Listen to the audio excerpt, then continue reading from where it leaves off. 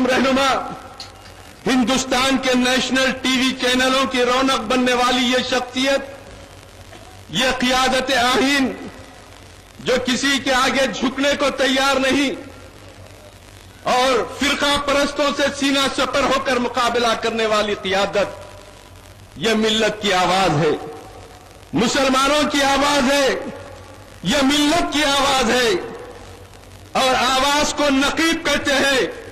मैं सदर मोहतरम से इजाजत लिए बगैर इस बात की मंजूरी आप हजरात से लेना चाहता हूं।